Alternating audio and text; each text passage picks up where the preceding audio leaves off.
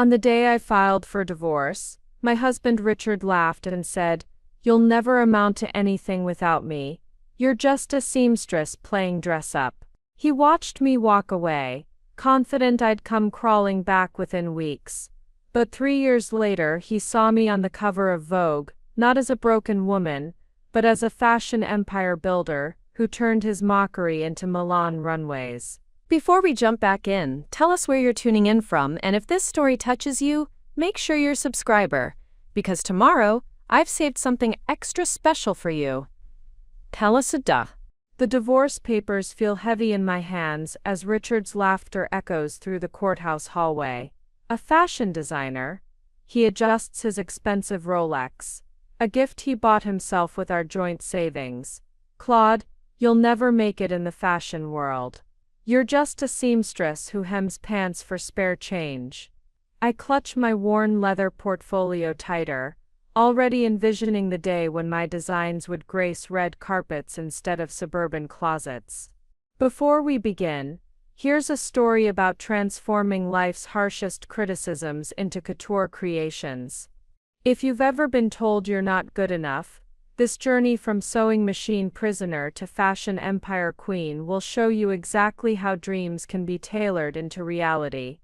Richard's laugh follows me down the marble corridor, a sound I've grown to despise over our 7-year marriage. The same laugh that accompanied every denied purchase for fabric, every budget discussion that left me feeling smaller than the buttons I sewed onto his shirts. The laugh that echoed through our designer home, when I dared to mention fashion school, or starting my own boutique. "Need some spending money, darling." Richard's voice drips with condescension as he pulls out his wallet. The gesture makes my blood boil. It's the same routine he's performed countless times in front of our friends, playing the role of the generous provider. But I know better now. Each dollar came with invisible threads attached, each purchase scrutinized in his meticulously kept spreadsheets. I remember the day I discovered the truth about our finances. It wasn't the expensive watches or the country club memberships that broke me. It was finding the bank statement showing he'd spent $8,000 on a luxury cruise with his business partners. The same week he denied me $150 for quality fabric to complete a wedding dress commission. "We need to be practical with our money, Claude," he'd said then. "Sewing is a hobby, not a business. Our resources need to go toward real investments. Our resources." The words taste bitter now. 7 years of having to justify every yard of silk, every packet of pins, every new pattern. 7 years of watching him swipe our joint credit card for business dinners, while I collected fabric scraps from discount bins. 7 years of shared finances that somehow never seemed to share anything with my dreams. The judge was quite generous with the settlement, wasn't he? Richard's voice carries down the hallway. "But we both know you won't last 6 months without access to my accounts. Running a fashion business requires capital, dear, something you clearly lack." His eyes scanned my simple black dress, the one I'd sewn myself from clearance fabric, and I see the familiar look of dismissal. My fingers trace the worn leather of my portfolio, safely hidden under my arm. He never understood why I kept this collection of amateur sketches, as he called them. Never noticed how I documented every financial slight, every withdrawn amount, every suspicious transaction in its margins. Between design sketches for evening gowns and day dresses, I built my case, thread by thread, receipt by receipt. "I've frozen all our joint accounts," he calls out, his voice echoing off the walls. "Standard procedure, you understand. Can't have you making any rash decisions with our money." The emphasis he places on "our" makes my skin crawl. I turn, meeting his gaze for the final time. "Our money, Richard? You mean the $250,000 you've been transferring from our joint account into your private business account, the one you thought I didn't know about?" The smirk falls from his face like fabric slipping from a cutting table. Or perhaps you mean the secret account you opened in Switzerland, where you've been hiding your executive bonuses for the past 4 years. His face pales, the Rolex catching the fluorescent light as his hand falls to his side. For the first time, there's no laughter, no condescending smile. How did you 7 years of controlling every penny I spent taught me a lot about tracking money, Richard. You should have let me take that business course I wanted. Might have helped me miss some of those transactions you were hiding. I pull out a folder from my portfolio, watching his eyes widen as he recognizes his own bank statements. The judge found these quite interesting during our private hearing last week, as did the forensic accountant I hired. The sound of my heels clicking against the marble floor is more satisfying than any sewing machine's rhythm as I walk away. Behind me I hear him frantically pulling out his phone, no doubt calling his lawyer, but it's too late. The accounts he used to control me for years have become the evidence of his downfall. My hand rests on the courthouse door, feeling the weight of freedom beyond it. Oh, and Richard, I turn one last time, savoring the panic in his eyes. Thank you for teaching me the importance of keeping detailed records. It's a skill that will serve me well in building my fashion empire. The sunlight hits my face as I step outside, warming me like the heat of a steam iron on silk. In my portfolio, my design sketches hold more than just fashion dreams. They contain proof of every financial manipulation, every hidden account, every lie he fed me along with his criticism of my work. Richard thought he was keeping me confined to our home sewing room, but he really just taught me how to stitch together the perfect revenge. My first apartment after leaving Richard could fit inside our old walk-in closet. The sewing corner consists of my grandmother's vintage Singer machine squeezed between a kitchenette and a Murphy bed. The ironing board doubles as my cutting table, and fabric bolts are stacked wherever they fit. But it's mine. Every cramped inch, every creative corner belongs to me. The job at Henrietta's Alterations isn't glamorous. My hands stay busy with hemming pants and taking in waists for 8 hours a day, but between the pins and measuring tape, I watch. I learn. I study the construction of every garment that crosses my table, from discount store dresses to designer pieces brought in by wealthy clients. You missed a stitch, Henrietta Beck says one evening, pointing to a bridesmaid dress I've just finished. But there's curiosity in her voice, as she watches me examine the garment's original construction. You're different from other seamstresses, Claude. You study the design more than the alterations. That night, after my shift, I pull out the fashion school application I've hidden in my portfolio. My hands tremble as I fill it out, remembering Richard's mocking voice.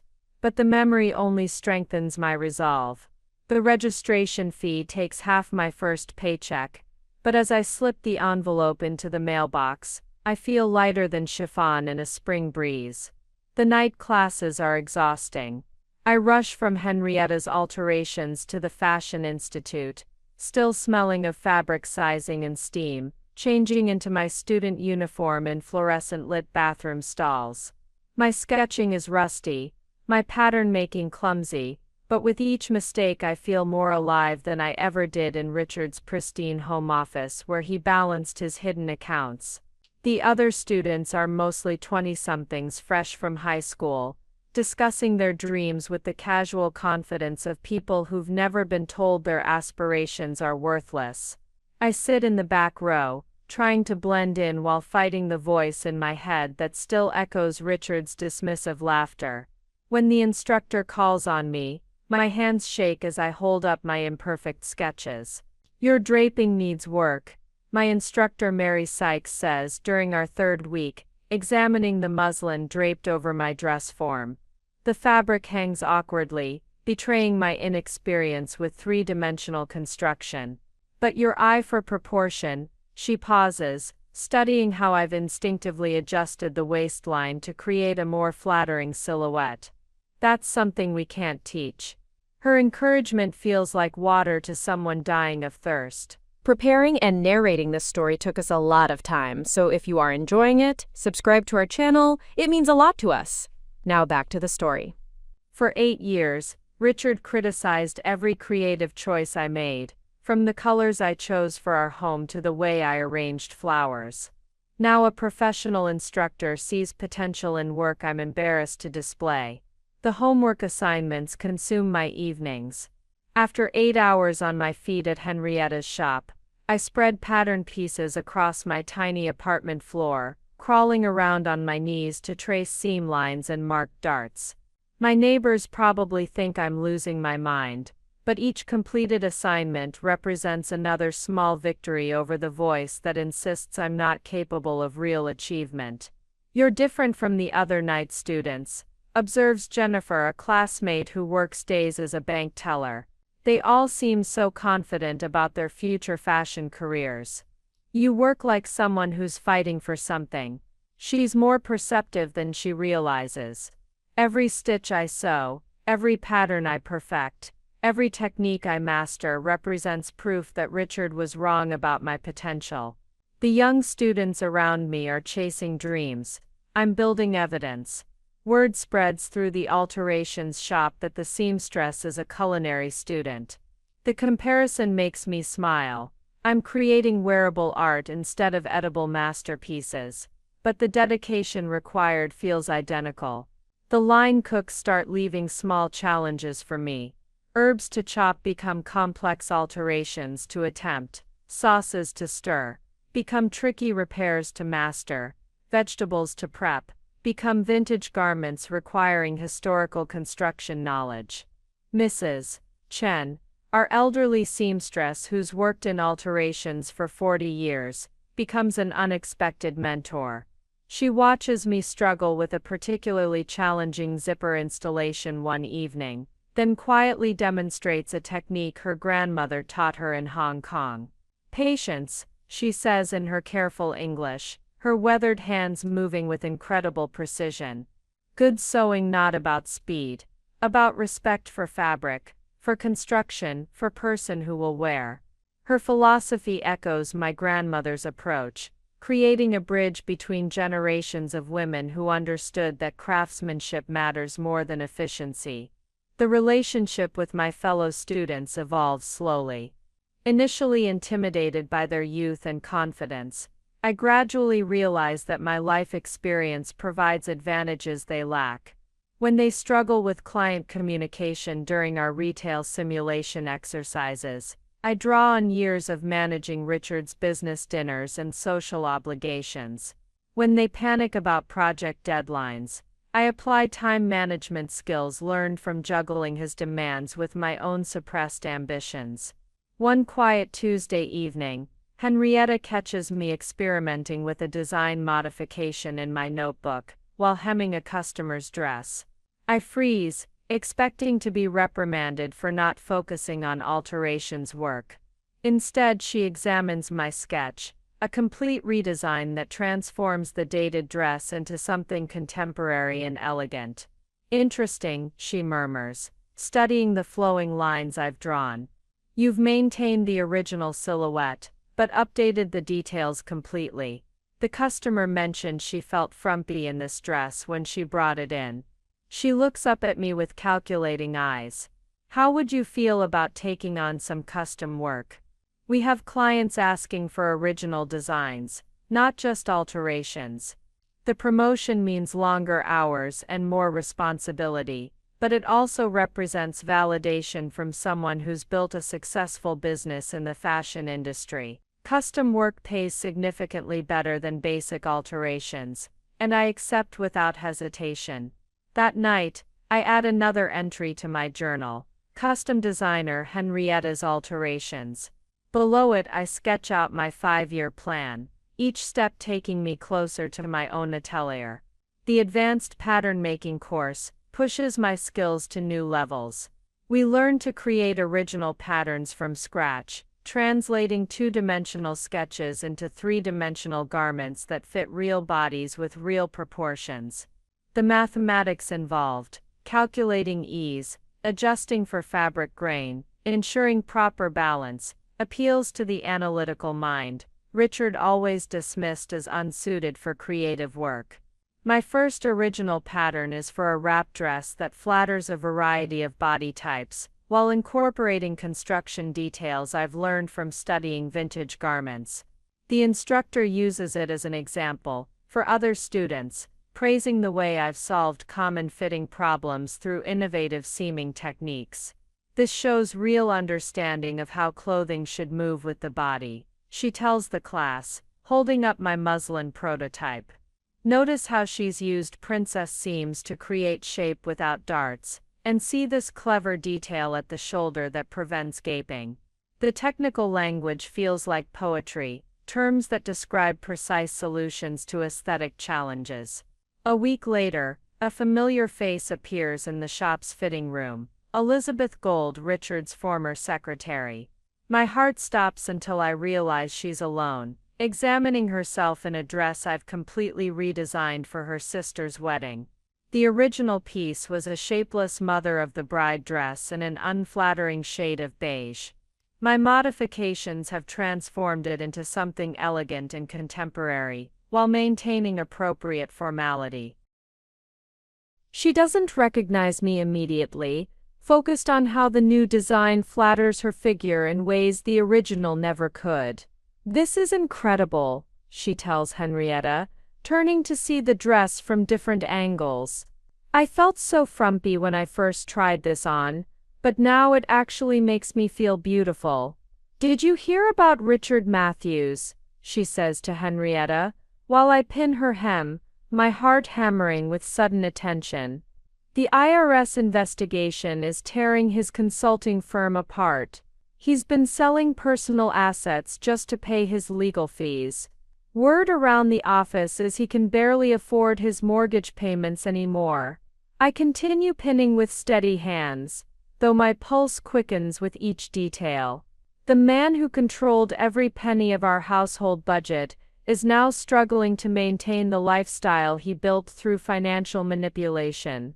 He's been showing up to client meetings looking completely disheveled. Elizabeth continues. Lost 3 major accounts last month alone. The vindication tastes sweeter than any dessert, but it's tempered by genuine focus on my work. The woman receiving this gossip isn't the same person who left that courthouse 3 years ago. I'm too busy building my own success to dwell on his failures, though the information does provide satisfying confirmation that consequences eventually catch up with poor choices. That evening, I stay late again, this time working on a fusion design that combines my grandmother's 1940s construction techniques with contemporary silhouettes I'm developing in night school.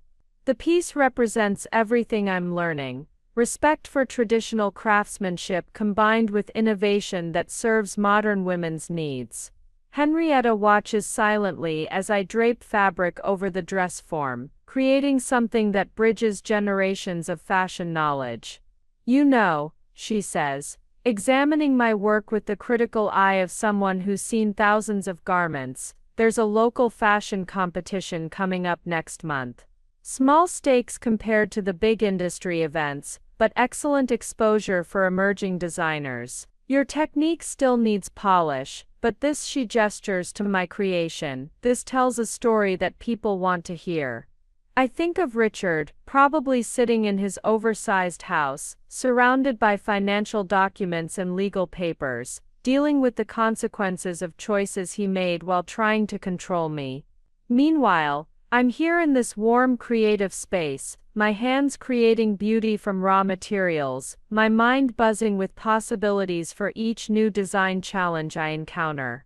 "Sign me up," I say, already envisioning the collection I'll create for the competition.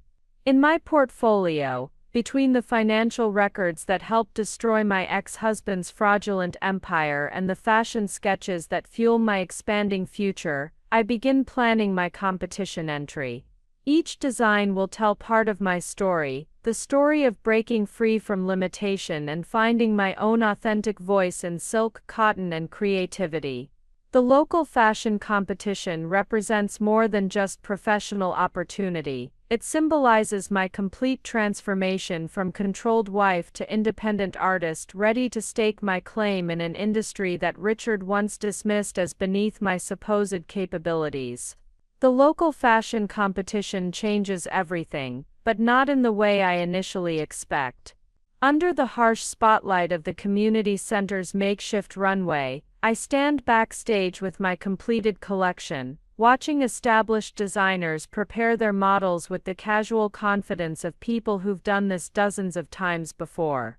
My hands tremble as I help my single model, a Phoenix program volunteer named Amanda, who agreed to walk for free into my signature piece.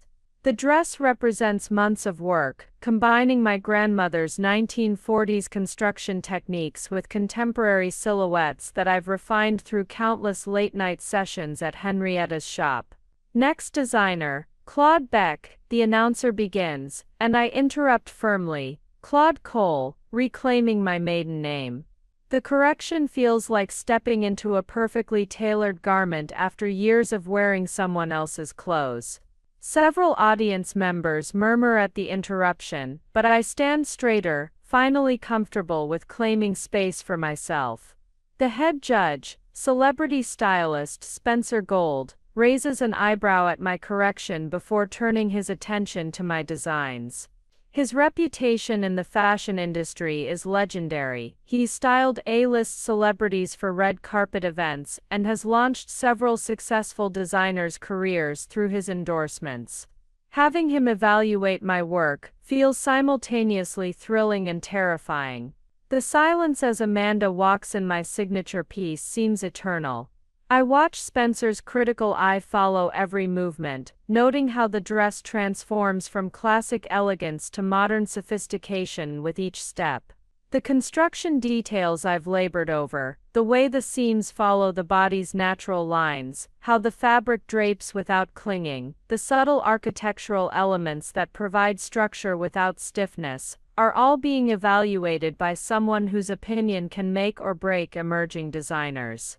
My collection tells a cohesive story across 5 pieces: a day dress that transitions seamlessly from professional to casual, an evening gown that honors vintage glamour while feeling completely contemporary, a structured blazer that flatters multiple body types, separates that can be mixed and matched for versatility, and my signature cocktail dress that serves as the collection's centerpiece.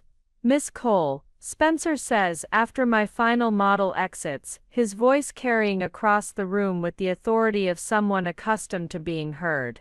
This collection shows remarkable understanding of construction fundamentals, while pushing creative boundaries in subtle but significant ways. Tell me, where did you learn to blend historical techniques with contemporary design so seamlessly? Before I can answer, a commotion near the entrance catches my attention and stops my heart completely. Richard stands there, looking expensive but oddly diminished among the fashion industry professionals and local art supporters. He's holding a copy of the local newspaper, and I can see my name prominently featured in the lifestyle section's preview article. Local seamstress turns heads with vintage modern fusion competition entry. The sight of him threatens to unravel my carefully constructed confidence. But I force myself to focus on Spencer's question. "The foundation techniques came from my grandmother," I say, my voice gaining strength as I speak. "She taught me that fashion history isn't a museum display. It's a blueprint for innovation. The contemporary elements come from my own vision. My journey to find my authentic design voice after years of suppression." The last word carries more weight than I intended, but Spencer nods with understanding. The fashion industry is full of people who've had to fight for recognition, who've overcome obstacles to pursue their creative vision. My story resonates because struggle and eventual triumph are common themes among successful designers.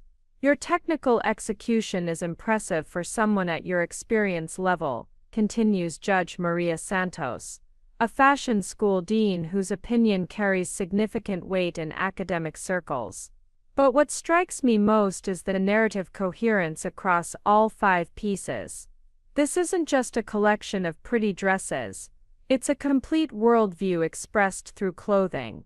Her observation hits precisely what I've been trying to achieve. Each piece in my collection represents different aspects of the woman I've become: professional, elegant, strong, versatile, and ultimately triumphant. The clothes tell the story of transformation from controlled circumstances to authentic self-expression.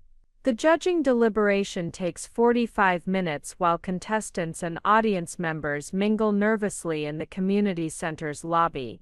I find myself standing near the refreshment table, accepting congratulations from other designers and local fashion enthusiasts who've been following my work through Henrietta's shop and social media coverage.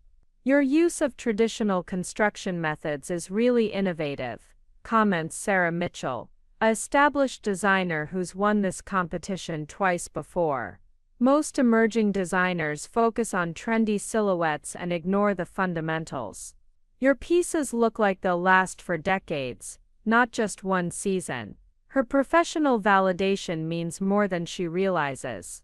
The fashion industry often celebrates disposable trends over lasting quality, but my grandmother's influence taught me that well-made clothes should improve with age, developing character through wear rather than falling apart after minimal use.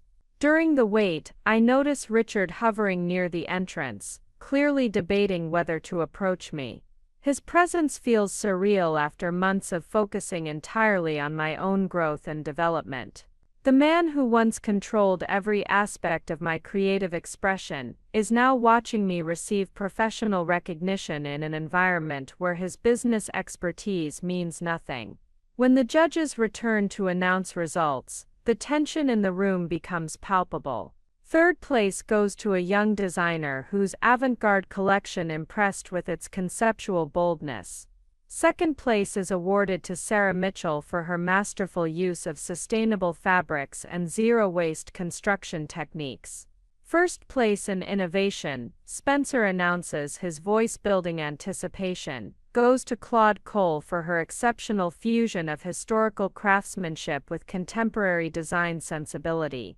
The category win isn't the overall victory, but it represents exactly the recognition I'd hoped to achieve: acknowledgement that my approach offers something unique and valuable to the fashion conversation.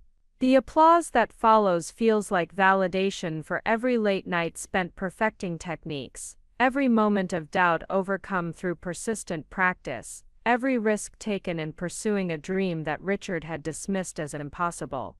More importantly, the local fashion bloggers and journalists in attendance are particularly interested in my story of transformation, asking detailed questions about my background and design philosophy.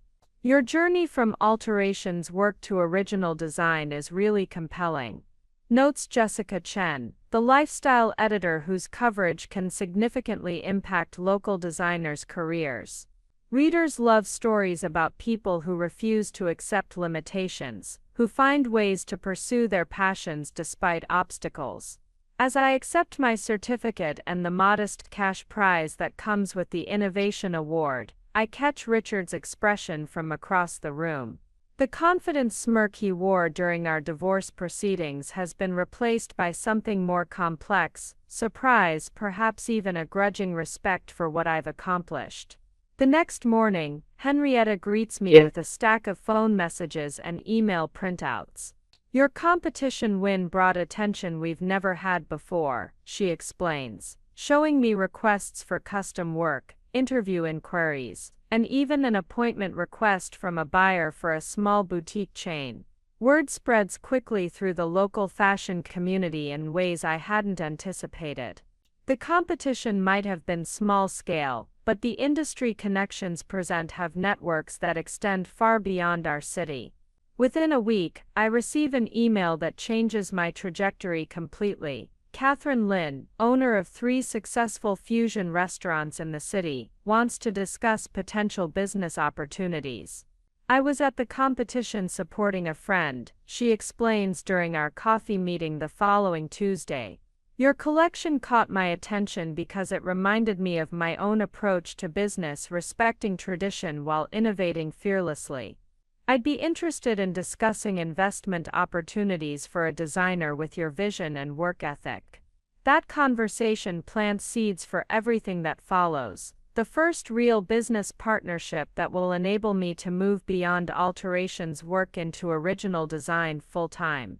But even more significantly, the competition proves to myself and everyone who witnessed it that the woman Richard tried to keep small has developed into someone capable of commanding professional respect through talent and dedication. The Innovation Award certificate hangs in my tiny apartment, but it represents much more than recognition for a single collection. It's proof that authentic vision, supported by solid technical skills and unwavering persistence, can overcome any attempt to limit creative potential. The seamstress who once begged for fabric money has become a designer whose work merits serious attention from industry professionals. Standing in Henrietta's shop the morning after the competition, surrounded by the tools and workspace that nurtured my growth, I realized that winning wasn't really about defeating other competitors. It was about proving to myself that the dreams I'd protected and developed in secret were worthy of public recognition and professional pursuit. The woman who walked away from that courthouse has finally stepped fully into her authentic creative identity, ready for whatever challenges and opportunities come next. The weeks following my competition win blur together in a whirlwind of opportunities I never could have imagined during my years of controlled circumstances. My tiny apartment transforms into a makeshift business headquarters, with fabric samples, sketches, and client consultation notes covering every available surface.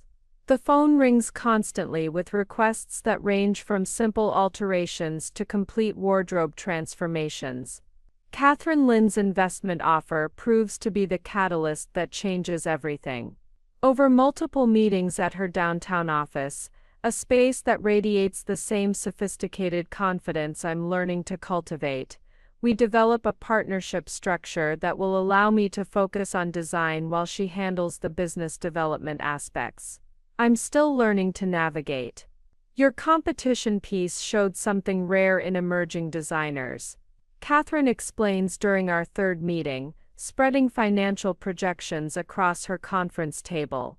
Technical mastery combined with authentic vision. Most young designers have one or the other, but rarely both. That combination, properly supported, can build something significant. Her confidence in my potential feels simultaneously thrilling and terrifying. The same woman who once had to justify buying basic sewing supplies is now discussing business loans, retail partnerships, and expansion timelines with someone whose investment decisions have launched several successful ventures. The first major breakthrough comes from the most unexpected source. Elizabeth Gold, Richard's former secretary who had unknowingly witnessed my early design work during her fitting at Henrietta's shop, calls with a request that will change my entire trajectory. She's now working as a personal assistant to Hollywood actress Miranda Stone, who's preparing for award season and needs a custom gown that reflects both glamour and sophistication. Miss Cole, I've been following your work since that dress you redesigned for me. Elizabeth explains during our initial consultation call. Miranda saw photos from your competition win and was particularly drawn to your vintage-inspired approach with modern silhouettes. She's interested in commissioning a piece for the Golden Globes. Are you available for a consultation? The commission represents everything I've been working toward condensed into a single high-stakes project. Creating a gown for someone who'll be photographed by international media requires precision, creativity, and confidence levels I'm still developing. But Catherine's partnership has provided the financial cushion to take risks, and this opportunity could establish my reputation far beyond local fashion circles. The design process for Miranda's gown becomes an intensive education in high-end fashion production. We spend hours discussing her personal style, the message she wants to convey, and the technical requirements for a dress that must photograph beautifully from every angle while allowing her to move comfortably through a long evening of events. I want something that honors classic Hollywood glamour but doesn't feel like a costume. Miranda explains during our second fitting session. Your competition piece had that perfect balance. It was clearly inspired by vintage design but felt completely contemporary and fresh. Working with her team, a stylist, publicist, and hair makeup artists who've worked with A-list celebrities for decades, provides insights into the fashion industry's highest levels that no school could teach. Every detail matters at this level: how the fabric catches light under different types of photography, how the silhouette reads in motion, how the color complements her skin tone and the event's overall aesthetic. The gown takes 6 weeks to complete, with multiple fittings and adjustments that push my technical skills to new limits. The construction combines traditional couture techniques my grandmother taught me with contemporary innovations that ensure comfort and durability. Hand-beaded details require hundreds of hours of work, but the result justifies every minute spent perfecting placement and tension. Golden Globes night arrives with the surreal quality of watching someone else's life unfold. I'm not attending the event, but I'm glued to the red carpet coverage, watching Miranda pose for photographers wearing a creation that began as sketches in my tiny apartment. When fashion commentators praise the gown's perfect fusion of vintage inspiration and contemporary sophistication, I have to resist calling everyone I know to share the validation. The impact is immediate and overwhelming. By the next morning, my phone has 23 missed calls from stylists, fashion editors, and potential clients who want to know who designed that stunning dress. My email inbox crashes from the volume of inquiries, and Henrietta's shop receives calls from people trying to track down my contact information. You need a proper studio and business infrastructure immediately, Catherine advises during our emergency meeting the day after the Golden Globes. This level of attention requires professional systems you don't currently have in place. We need to move fast while the momentum is building. Within 2 weeks, we've secured a lease on a beautiful space in the Arts District, a former photography studio with soaring ceilings, enormous windows, and enough room for multiple design stations. The renovation happens at lightning speed, creating an environment that reflects both my aesthetic sensibilities and the professional image necessary for high-end clientele. The first celebrity referral comes from Miranda herself. Her stylist recommends me to a pop star preparing for a major awards show, leading to a commission that's even more technically challenging than the Golden Globes gown. Each project builds on the previous one, establishing my reputation for creating pieces that photograph beautifully while serving the practical needs of women whose every public appearance is scrutinized by international media. Local fashion journalists begin requesting interviews about my rapid rise from alteration seamstress to celebrity designer. The story proves irresistible. The controlled wife who discovered her talent after escaping financial manipulation, building a fashion business that now attracts Hollywood's attention. Each article generates additional client inquiries and partnership opportunities. Your journey resonates because it's both specific and universal, explains Maria Rodriguez, the fashion editor whose feature article will appear in the city's premier lifestyle magazine. Every woman who's been underestimated or controlled sees possibility in your success. But it's not just inspiration, it's practical proof that talent, given proper support and opportunity, can create remarkable results. The interview process helps me articulate my design philosophy more clearly. Each piece I create tells a story about the woman wearing it, her confidence, her individuality, her understanding of her own power and beauty. Fashion becomes a tool for transformation, allowing women to express their authentic selves while honoring the craftsmanship traditions that make quality clothing possible. International attention begins building as well. A fashion blogger from London features my work in her coverage of American designers to watch, noting how my approach differs from both fast fashion and traditional couture. European buyers express interest in carrying my designs, though the production scaling required for international distribution presents challenges I'm still learning to navigate. The day I receive an invitation to show at Metropolitan Fashion Week, initially as part of an emerging designers showcase, but still the platform that launches major careers, I call Catherine immediately to share the news. The woman who once documented financial abuse in the margins of her grandmother's patterns is now being invited to present her work to fashion industry professionals, who can reshape entire careers with their endorsements. This is what we've been building toward. Catherine reminds me as we begin planning the collection that will represent my Metropolitan Fashion Week debut. Everything up to this point has been in preparation for this moment. The technical skills, the business infrastructure, the celebrity endorsements, they've all been laying the foundation for this opportunity. Preparation for Fashion Week requires expanding my team significantly.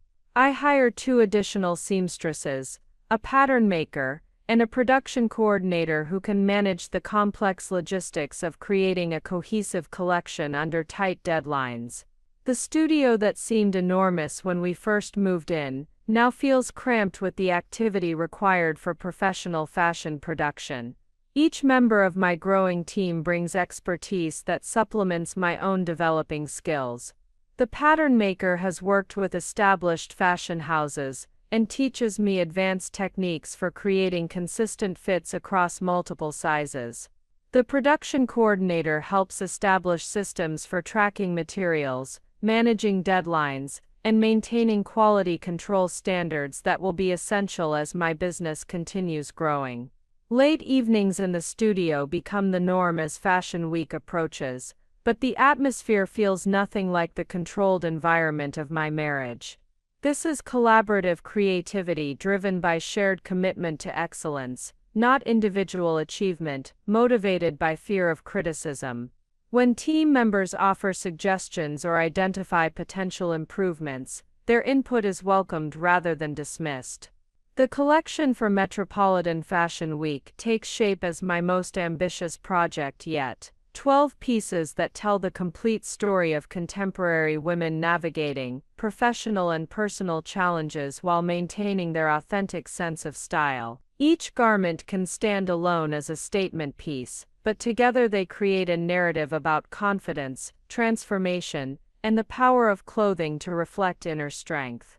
Standing in my studio late one evening, surrounded by the controlled chaos of Fashion Week preparation, I think about the woman who once hemmed pants for $8 an hour, while dreaming of something bigger. That woman could never have imagined commanding the attention of international fashion media, or building a team of skilled artisans dedicated to bringing her vision to life. The transformation feels both gradual and sudden, years of persistent skill development and confidence building compressed into months of accelerating opportunities and expanding recognition. But the foundation remains the same. Authentic creativity supported by solid technical skills and the unwavering belief that quality craftsmanship can create lasting value in an industry often focused on temporary trends. The countdown to Fashion Week continues, but I'm no longer the terrified seamstress asking permission to pursue her dreams. I'm a designer with something meaningful to contribute to the conversation about contemporary fashion, ready to claim my place among the industry's emerging voices. The space that will become Atelier Cole stands empty before me, its soaring ceilings and industrial windows waiting to be transformed into my flagship design house. Mary walks beside me, her heels clicking on the polished concrete floors, as we discuss renovation plans for what will become the crown jewel of my expanding fashion empire. The building has incredible bones, Mary says, running her hand along the exposed brick walls. The previous tenant was a failed art gallery, but I see something completely different here. Yeah, something uniquely you. She pulls out the architectural renderings showing where my design studio will overlook the main retail floor, where clients can watch the creative process unfold in real time. The renovation begins with the same intensity I once brought to late-night sewing sessions. Every detail reflects my journey, from the custom display cases that will showcase my grandmother's vintage patterns to the state-of-the-art workroom, where my team will bring impossible visions to life. The centerpiece is my personal design studio, elevated above the main floor with floor-to-ceiling windows that flood the space with inspiration. Your story should be visible in every corner, the interior designer explains as we finalize the aesthetic. This isn't just a boutique, it's a testament to transformation, to the power of believing in your own vision when no one else will. The grand opening approaches with military precision. Fashion industry insiders, celebrities and journalists from around the world request invitations to what Vogue calls the most anticipated fashion event of the season. The guest list reads like a who's who of American style, but it's the unexpected RSVP that catches my attention. Rachel Richards' current girlfriend has somehow secured an invitation through her connections in the art world. She has no idea she's attending the triumph of the woman her boyfriend spent years trying to diminish. The irony tastes sweeter than the champagne we'll be serving.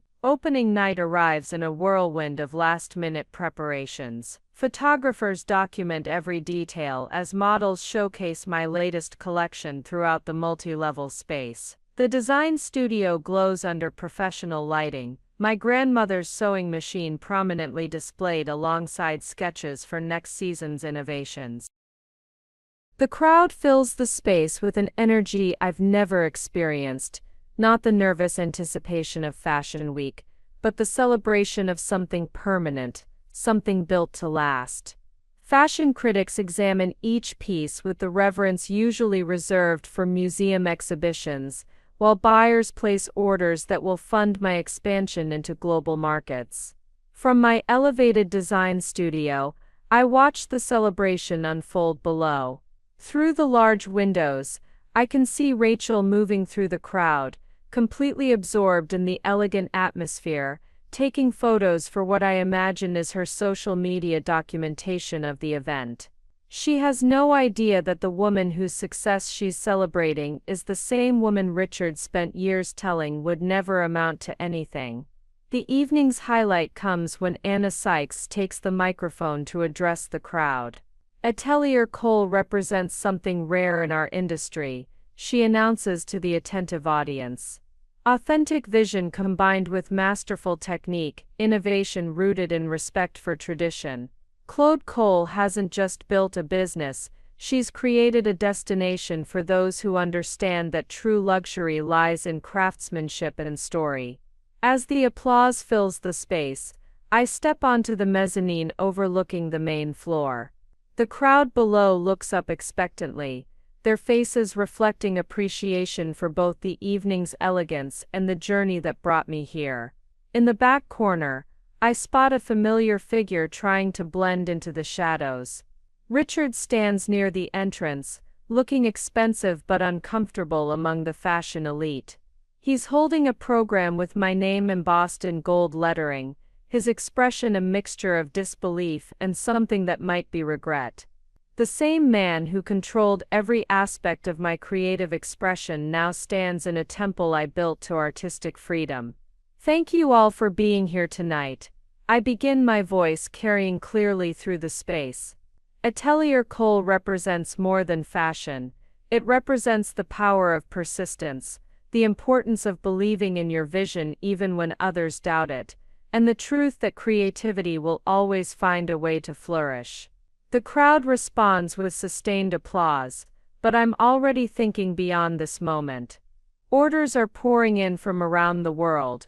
My design team is expanding to meet demand, and 3 major fashion houses have approached about collaboration opportunities. As the evening winds down, I retreat to my design studio overlooking the now empty main floor. The space still hums with possibility, with the energy of dreams made manifest through dedication and skill.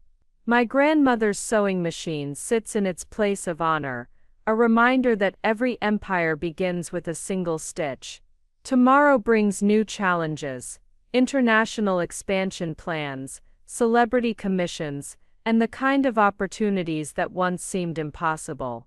But tonight, I simply stand in the space I created, surrounded by the tangible proof that authentic talent, given freedom to grow, can transform not just a life but an entire industry. Through the window, I watch Richard's car pull away from the curb, carrying him back to whatever remains of his diminished world. His opinion of my potential, like his control over my dreams, has become irrelevant to my reality. The morning after Atelier Cole's opening, my assistant Elizabeth tells me that Harper's Bazaar wants to do an exclusive feature on my rapid rise in the fashion world. I'm in the middle of reviewing international expansion proposals when she delivers news that makes my coffee cup freeze halfway to my lips. CNN wants to profile me for their Innovators series, the same program Richard used to watch religiously while dismissing my amateur hobby. Your story has transcended fashion, the CNN producer explains during our pre-interview call. You represent something Americans need to hear, that reinvention is possible at any stage of life, that authentic talent will always find its audience. The irony isn't lost on me that the network Richard once quoted to support his business arguments now wants to showcase the woman he said would never succeed. The filming takes place over 3 days, documenting everything from my morning design process to client consultations at Atelier Cole. The cameras capture me working at my grandmother's sewing machine, creating prototypes for pieces that will soon grace red carpets and magazine covers.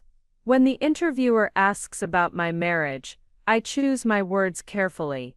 Sometimes the people closest to us can't see our potential because they're invested in keeping us small. I say, my hands continuing to work the fabric as I speak. My ex-husband believed my value lay in supporting his dreams rather than pursuing my own. He was wrong about many things, but mostly he was wrong about underestimating what happens when you finally give someone permission to succeed. The feature airs on a Thursday evening, reaching millions of viewers who see my transformation from controlled housewife to fashion industry powerhouse. Within hours, my website crashes from traffic, and my publicist's phone rings non-stop with interview requests from international media outlets. But it's the personal message that arrives the next morning that changes everything. Spencer Gold, the judge for my first competition, who's now one of fashion's most influential stylists, wants to discuss a collaboration that could reshape my entire trajectory. I've been watching your career since that first competition, he says over lunch at the city's most exclusive restaurant. Your technical skills have evolved dramatically, but what impresses me most is your consistency of vision. I have a proposition that could accelerate your international presence exponentially. His proposal is ambitious beyond anything I've imagined. A capsule collection for one of Europe's most prestigious fashion houses, with my designs translated for a global audience, while maintaining my signature aesthetic. The collaboration would place my name alongside legendary designers, and establish me permanently in fashion's highest echelons. The creative director saw your CNN feature, Spencer explains, showing me preliminary sketches his team has prepared. She believes your approach to modernizing traditional techniques could revolutionize their ready-to-wear line. This isn't just about clothing, Claude, it's about establishing your legacy in fashion history. The contract negotiations happen at lightning speed. Within 2 weeks, I'm flying to Milan for meetings with the creative team, discussing how my grandmother's construction methods can be adapted for mass production without losing their essential character. The Italian artisans are fascinated by my techniques, treating my knowledge with the respect Richard never showed. Your approach bridges generations, the head seamstress tells me through a translator as she examines my hand-finished seams. In Italy, we understand that innovation must honor tradition. You have found this balance naturally. News of the collaboration sends shockwaves through the fashion industry. Trade publications call it the partnership that will define contemporary American design, while social media buzzes with anticipation for the collection's debut. Pre-orders begin before a single piece is completed, with buyers from major retailers competing for exclusive distribution rights. The international fashion press descends on Atelier Cole, transforming my design studio into a backdrop for profiles that will appear in magazines across 6 continents. My story, The Seamstress Who Became a Global Fashion Force, resonates with audiences far beyond the fashion world. You represent hope, a journalist from Paris Vogue tells me during her interview. In a time when people feel trapped by circumstances, you prove that reinvention is possible with enough determination and authentic talent. The collaboration collection launches simultaneously in 50 cities worldwide, accompanied by a documentary about my design process that streams globally. The opening night gala in Milan attracts fashion royalty, celebrities, and the kind of industry veterans who determine lasting success versus temporary fame. As I watch models present my designs on the Italian runway, pieces that began as sketches in my portfolio, while documenting Richard's financial betrayals, I think about the journey from that courthouse hallway to this moment of international recognition. The woman who once had to justify buying fabric is now setting trends that will influence fashion for seasons to come. Back home, I know Richard is watching the coverage, seeing my name mentioned alongside designers he once quoted to diminish my aspirations. But his validation, like his control, has become irrelevant to my reality. I've built something he could never understand, a career based on authentic creativity rather than financial manipulation. The Milan show ends with a standing ovation that lasts 5 minutes. The fashion elite recognizing not just talent but the rare courage to transform opposition into opportunity. The success of the Milan collaboration opens doors I never imagined possible. Within 6 months, Atelier Cole transforms from a single boutique to an international fashion house with flagship stores in New York, Paris, London, and Tokyo. Each location reflects my design philosophy while adapting to local aesthetics. My grandmother's vintage techniques reimagined through global perspectives. Your brand has achieved something remarkable, Mary tells me as we review the quarterly reports in my expanded corporate office. You've created a luxury fashion house that maintains authenticity across cultures. The Tokyo store is outselling our projections by 300%, and the waiting list for custom pieces extends 18 months. The expansion happens with surgical precision. Each new location requires local artisans trained in my specific construction methods, creating a network of skilled seamstresses who carry my vision to new markets. In Paris, I work with couture ateliers who've served fashion houses for generations. In Tokyo, master tailors adapt my techniques to their precision-focused craftsmanship philosophy. Then comes the invitation that represents the ultimate validation. The Council of Fashion Designers of America wants to present me with their Emerging Designer Award, the same recognition Richard once told me I'd never be qualified to dream about. The ceremony takes place at Lincoln Center, with the fashion industry's most influential figures gathering to celebrate the year's achievements.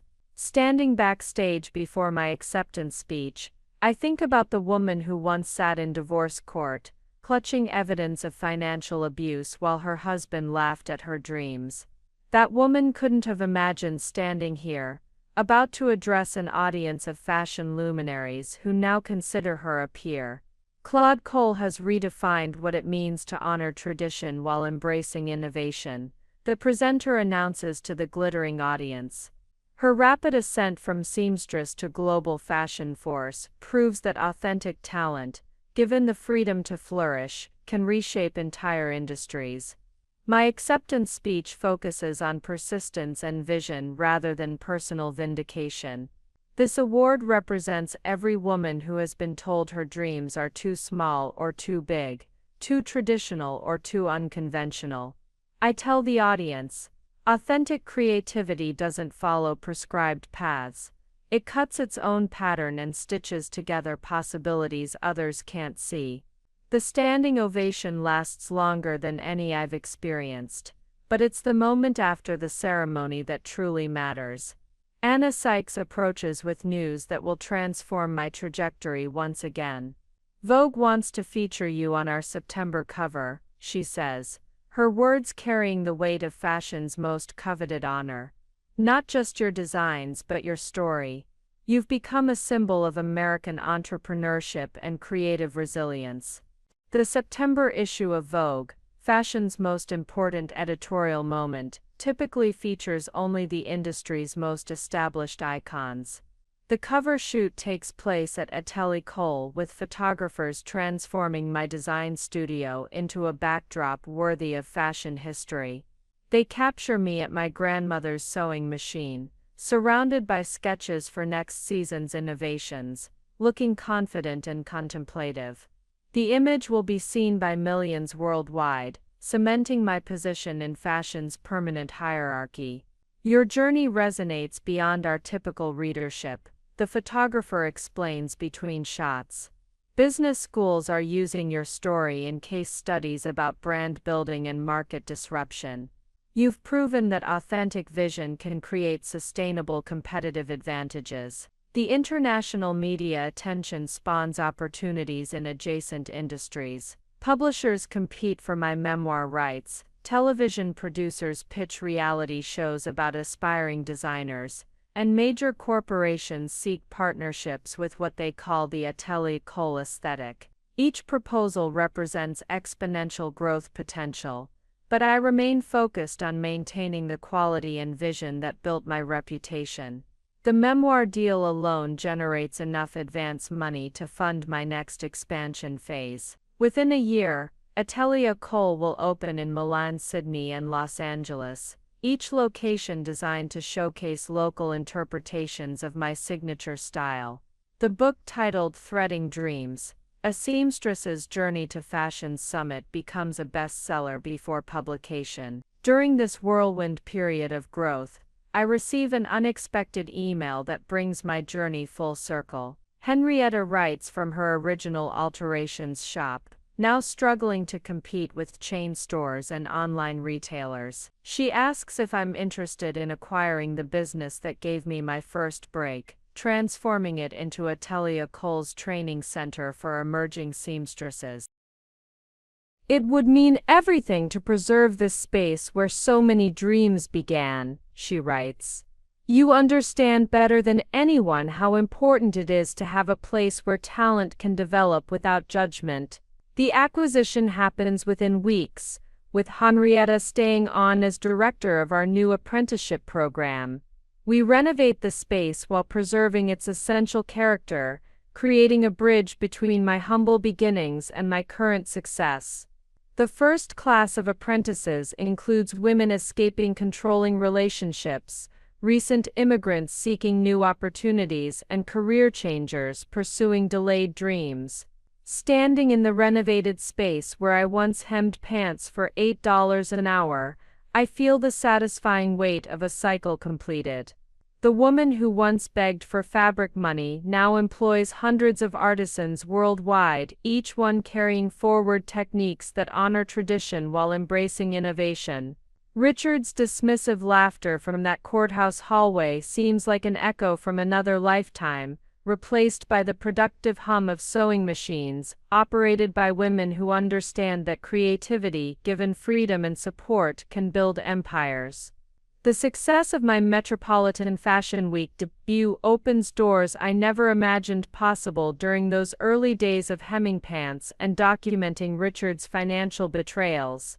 Within 6 months, what began as a single studio in the Arts District transforms into an international fashion house with flagship locations spanning 4 continents, each one reflecting my design philosophy while adapting to local aesthetics and cultural preferences.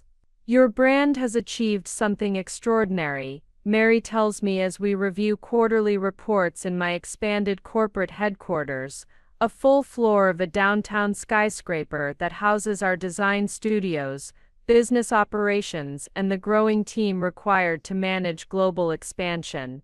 You've created a luxury fashion house that maintains authenticity across completely different markets. The Tokyo flagship is outselling our most optimistic projections by 300%, and the waiting list for custom pieces now extends 18 months across all locations. The international expansion happens with the precision I once applied to documenting Richard's hidden financial accounts. Each new market requires extensive research into local fashion preferences, cultural sensitivities, and business practices that vary dramatically between countries. What works in the direct, efficiency-focused American market requires significant adaptation for the relationship-based business culture of Italy or the harmony-emphasizing society of Japan. In Milan, I partner with a family-owned atelier that has served luxury fashion houses for 4 generations. The head seamstress, Isabella Rossi, initially approaches our collaboration with skepticism, another American designer attempting to capitalize on Italian craftsmanship traditions without understanding their deeper cultural significance. But when she examines my grandmother's vintage construction techniques and sees how I've modernized them while maintaining their essential integrity, her attitude shifts completely. "You understand that innovation must honor tradition," she tells me through our translator during my second visit to the Milan workshop. "Many designers come here seeking only our reputation, not our knowledge. You bring knowledge of your own and seek partnership, not exploitation." Her endorsement opens doors throughout Milan's tight-knit fashion community, establishing credibility that takes most foreign designers years to achieve. The Tokyo expansion presents different challenges entirely. Japanese consumers expect perfection in ways that exceed even luxury European standards, and the attention to detail required for success in their market pushes my quality control systems to new levels. Every seam must be precisely executed, every button perfectly aligned, every hem exact to the millimeter. The discipline required reminds me of my grandmother's approach to sewing, the belief that shortcuts in construction ultimately show in the finished garment's longevity and appearance. Working with master tailor Hiroshi Tanaka teaches me construction techniques that have been refined over centuries. His approach to fitting garments to individual body proportions influences my understanding of how clothing should enhance, rather than simply cover the human form. "Each person's body tells unique story," he explains during one of our collaboration sessions. Good clothing respects this story while helping tell it more beautifully. The London flagship occupies a Georgian townhouse in Mayfair that perfectly embodies the blend of historical respect and contemporary innovation that defines my brand. The renovation preserves original architectural details while incorporating modern lighting and display systems that showcase my designs against backgrounds that honor British fashion heritage. The opening reception attracts fashion industry luminaries, members of parliament, and even minor royalty who appreciate the way my American perspective complements rather than competes with British design traditions. Each international location requires hiring and training local staff who understand both my design philosophy and their specific market's expectations. The process involves more than just teaching construction techniques. It requires transmitting the emotional story behind each collection, the significance of quality over quantity, and the importance of creating pieces that empower women rather than simply decorating them. The Paris boutique launches during Fashion Week with a collection specifically designed for the French market's sophisticated aesthetic preferences. French women approach fashion differently than Americans. They invest in fewer, higher-quality pieces that they wear repeatedly rather than constantly updating their wardrobes with trendy items. My approach to creating timeless designs with contemporary relevance resonates perfectly with this philosophy, leading to immediate success with Parisian clients who become brand ambassadors within their influential social circles. Managing international operations while maintaining design quality requires building systems Richard never could have imagined during his days of controlling my fabric purchases. We implement digital pattern libraries that ensure consistency across all production facilities, video training programs that teach construction techniques to seamstresses in different countries, and quality control protocols that maintain standards regardless of where pieces are manufactured. The day we signed distribution agreements with luxury department stores in 12 countries, I receive a newspaper clipping from a former colleague of Richard's. The article details his continued financial struggles and includes a quote where he mentions watching my international success with a mixture of pride and regret for not supporting her dreams when we were together.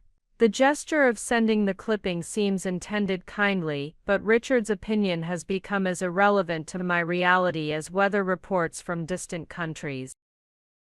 International fashion media begins treating me as an established rather than emerging designer. Vogue Italia features my work in an editorial about American designers reshaping global fashion conversations. Harper's Bazaar UK includes me in their annual list of industry innovators who are redefining luxury for a new generation of conscious consumers. The recognition validates not just individual success but the viability of my entire approach to fashion as storytelling and empowerment. The Council of Fashion Designers of America invitation arrives on elegant letterhead that reminds me of the divorce papers I once signed with trembling hands. They want to present me with their International Impact Award during a ceremony at Lincoln Center, recognizing my role in expanding American design influence through culturally sensitive international expansion and commitment to artisanal craftsmanship traditions. Standing backstage before my acceptance speech, I think about the woman who once sat in that courthouse hallway, listening to Richard's confident predictions about my inevitable failure. The awards ceremony audience includes fashion industry titans whose approval I once thought was impossibly beyond reach, business leaders who understand the complexity of successful international expansion, and media representatives who will broadcast my story to millions of viewers worldwide. Claude Cole has redefined what it means to build an authentic global fashion brand, the presenter announces to the glittering audience. Her rapid expansion from local seamstress to international fashion house proves that authentic vision, properly supported and executed, can reshape entire industries while honoring the craftspeople and traditions that make excellence possible. My acceptance speech focuses on the importance of supporting artisan communities in every market where we operate, ensuring that international expansion creates opportunities for local seamstresses rather than displacing traditional craftsmanship with mass production. Global success must benefit the communities that make it possible, I tell the audience. Every Atelier Cole location is designed to celebrate local expertise while contributing to the economic development of the artisan traditions that keep fashion's heritage alive. The standing ovation that follows lasts longer than any I've experienced, but more importantly, it represents recognition from peers who understand the complexity of what I've achieved. Building an international fashion house requires more than creative vision. It demands cultural sensitivity, business acumen, and the ability to maintain quality standards across vastly different operational environments. After the ceremony, Anna Sykes approaches with news that will transform my trajectory once again. Vogue wants to feature you on our September cover, she says, her words carrying the weight of fashion's most coveted honor. Not just your designs but your story of transformation through authentic craftsmanship. You've become a symbol of what's possible when talent meets opportunity and determination. The September issue of Vogue, fashion's most important editorial moment each year, typically features only the industry's most established icons or the rare emerging designer, whose work represents a significant cultural moment. The cover story will be seen by millions worldwide, cementing my position in fashion's permanent hierarchy while introducing my story to audiences far beyond the industry's traditional boundaries. The cover shoot takes place across all 4 flagship locations, with photographers capturing me at work in each cultural context, draping fabric in the Milan atelier, consulting with pattern makers in Tokyo, sketching in the London design studio, and putting finishing touches on a gown in the Paris boutique. The images tell the story of a designer whose vision transcends geographic boundaries while respecting local traditions and expertise. Your journey resonates because it proves that authentic success has no geographic limitations, the photographer explains between shots in the Tokyo studio. Business schools are using your international expansion as a case study in culturally sensitive growth strategies. You've shown that respecting local traditions while maintaining brand integrity creates stronger results than imposing American business practices on international markets. The memoir deal that emerges from the Vogue coverage generates an advance that funds the next phase of expansion, flagship stores in Sydney, Dubai, and São Paulo, each designed to serve as both retail locations and cultural bridges that introduce my design philosophy to entirely new markets. The book, titled Threading Dreams from Seamstress to Global Fashion Force, becomes an international bestseller before publication, with translation deals in 15 languages. Standing in my corporate headquarters late one evening, looking out at the city lights through floor-to-ceiling windows that frame a view Richard never could have afforded during his days of financial manipulation, I realize that my journey has evolved far beyond personal vindication or professional success. The international fashion house that began with my grandmother's sewing machine has become proof that authentic vision, supported by ethical business practices and respect for traditional craftsmanship, can create sustainable enterprises that benefit communities across multiple continents. The woman Richard tried to keep small by controlling her access to fabric and dismissing her creative ambitions has become a global force whose influence extends far beyond fashion into conversations about cultural respect, artisan support, and the responsibility that comes with international success. Each new market we enter, each local seamstress we train, each traditional technique we help preserve, represents another thread in a tapestry that connects women's creative potential across all geographic and cultural boundaries. The empire continues expanding, but its foundation remains the same principles that guided me through those early days of night school and alterations work: respect for quality craftsmanship, commitment to empowering women through beautiful clothing, and the unwavering belief that authentic creativity can overcome any attempt to limit its expression. The letter arrives on Atelier Cole letterhead, but it's addressed to me personally from a women's shelter downtown. The director explains that they've been following my story in the media and wondered if I'd consider teaching sewing classes to women rebuilding their lives after leaving abusive relationships. Your journey from controlled circumstances to creative freedom represents exactly the kind of hope our residents need to see, she writes.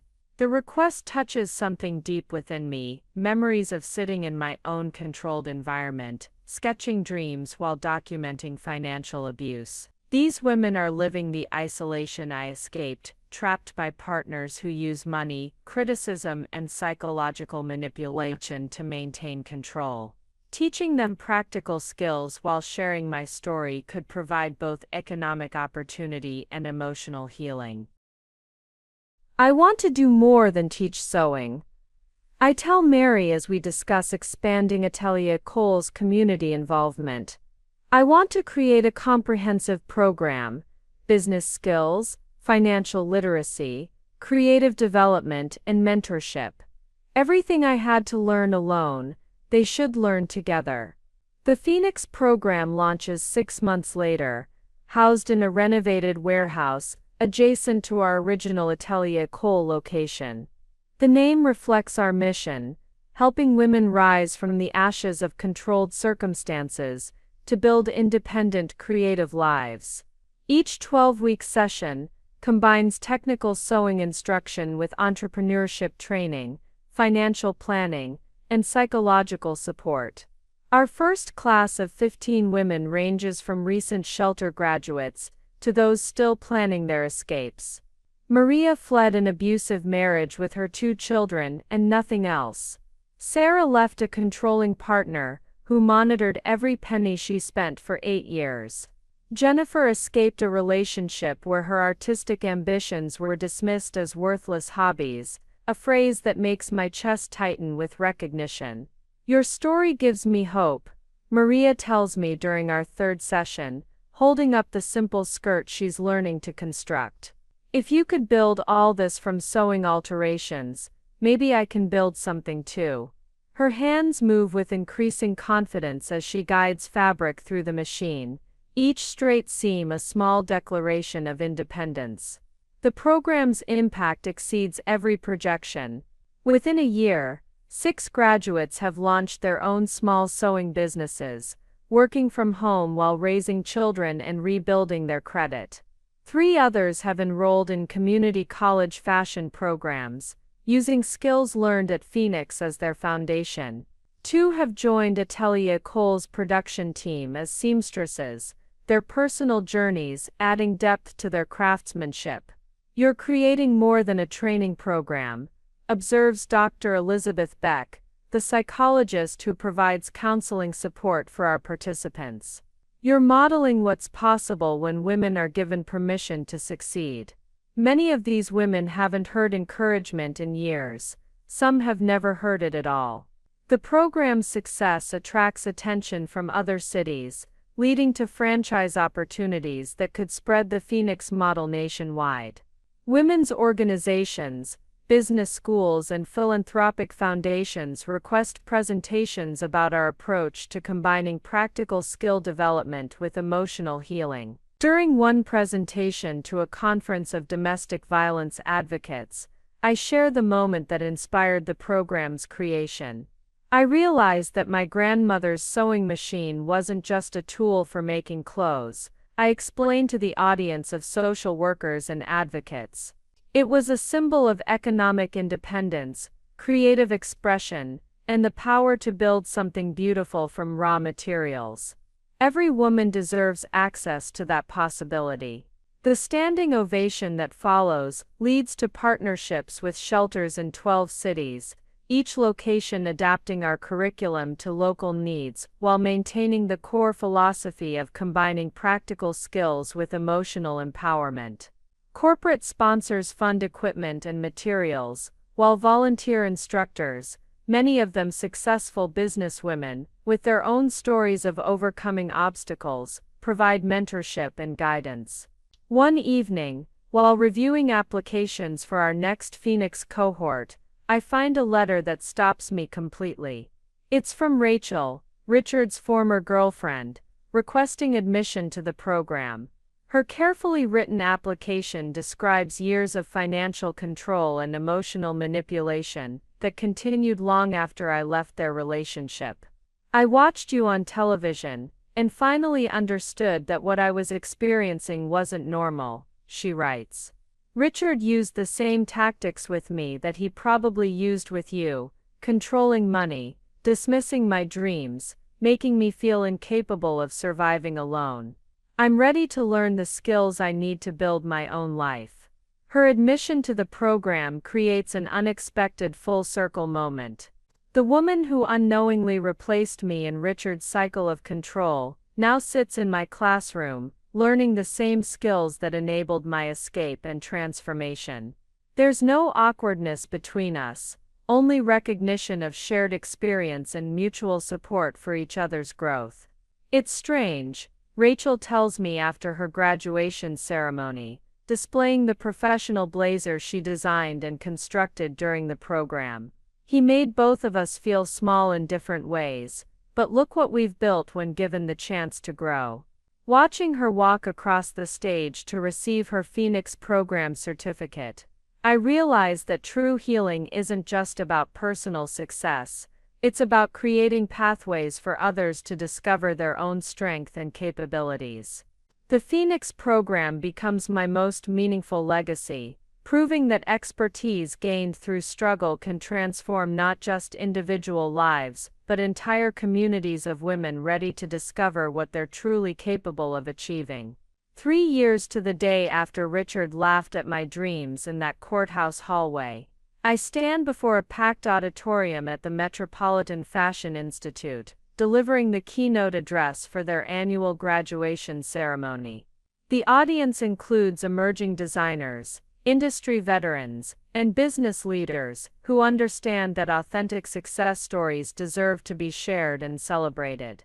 3 years ago, someone I trusted told me I'd never amount to anything. I begin, my voice carrying clearly through the silent auditorium. He believed that controlling my resources and dismissing my dreams would keep me safely confined to the small role he'd assigned me. He was wrong about my potential, but more importantly, he was wrong about the nature of creativity itself. The graduates lean forward, recognizing their own struggles in my words. Many of them have faced similar dismissal, from families who don't understand artistic ambitions, from partners who see creativity as a luxury rather than a necessity, from society that questions whether fashion design constitutes real work. Creativity cannot be contained by those who lack vision. I continue thinking of my grandmother's sewing machine, now displayed prominently in every Atelier L'École location. Authentic talent will always find its way to the surface, but only if we have the courage to nurture it despite opposition, criticism, and doubt. I share the practical elements of my journey, the documentation that protected me legally, the night school classes that built my skills, the willingness to start at the bottom and work with dedication rather than entitlement. But I focus equally on the psychological transformation required to move from controlled circumstances to creative freedom. The most important lesson I learned wasn't about design or business. I tell them, remembering the terrified woman who once begged for fabric money. It was about trusting my own judgment after years of having it questioned and dismissed. Your inner voice, the one that whispers about possibilities and dreams, that voice knows what you're capable of achieving. The questions during the Conda session reveal how deeply my story resonates beyond fashion. Students ask about overcoming financial control, dealing with family members who dismiss artistic careers, and maintaining creative vision while building sustainable businesses. Their questions remind me that my journey represents something larger than personal success. It's about the universal human need to create, contribute, and be recognized for authentic talent. After the ceremony, I'm approached by a young woman whose story mirrors my own beginnings. My boyfriend says I'm wasting time with fashion school, she confides, clutching her portfolio with the same protective intensity I once reserved for my grandmother's recipe book. He controls our finances and makes me feel guilty for every supply purchase. Your story makes me realize I'm not alone. I spend 20 minutes with her, sharing specific strategies for financial independence and creative development. Document everything, I advise, remembering my own careful record keeping. Build your skills quietly but consistently. And most importantly, never let someone else's fear of your potential become the ceiling for your dreams. That evening, back in my design studio overlooking the city, I reflect on how far the journey has traveled from those early days of hemming pants and dreaming of something bigger. The woman who once had to justify buying basic sewing supplies now employs over 200 artisans worldwide, influences fashion trends across multiple continents, and provides economic opportunities for women escaping circumstances similar to my own. My phone buzzes with a notification, A message from the Phoenix Program Coordinator. Our latest graduating class includes 22 women who've completed the full entrepreneurship curriculum. 15 have launched independent businesses, 5 have enrolled in advanced fashion programs, and 2 have been hired by established design houses.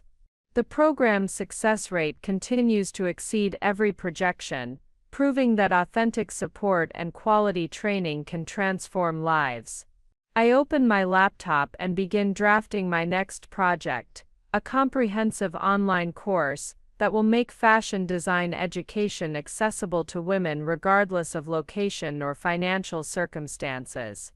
The curriculum will combine technical instruction with business development, financial literacy, and the psychological tools needed to overcome systematic dismissal of creative ambitions.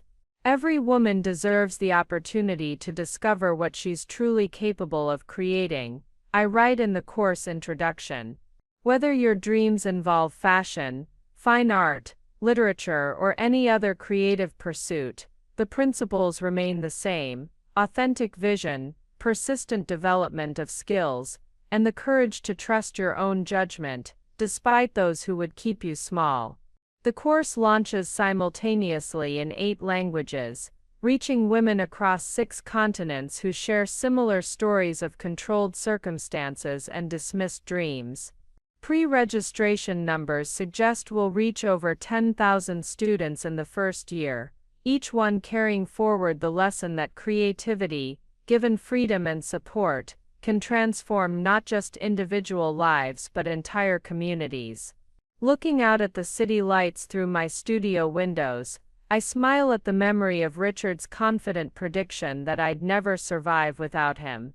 The woman he tried to keep small has become larger than his imagination could comprehend, building something that will outlast both our marriage and his attempts to control my potential.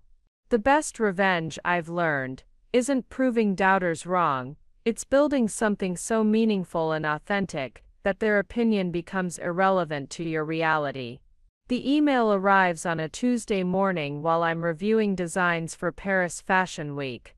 My assistant hesitates before delivering the message, recognizing the sender's name from years of stories about my past. Richard has requested a meeting, claiming he has important matters to discuss regarding our shared history and his sincere desire to make amends. He's been trying to reach you for weeks, Elizabeth explains, showing me a series of increasingly desperate messages. The tone has shifted from demanding to pleading. Something significant has changed in his circumstances. She pulls up recent news articles revealing the full scope of his financial collapse, bankruptcy proceedings, criminal investigations, and a civil lawsuit from former clients who lost millions through his mismanagement. I study his latest message, noting the careful language of someone who has learned that demands no longer carry weight.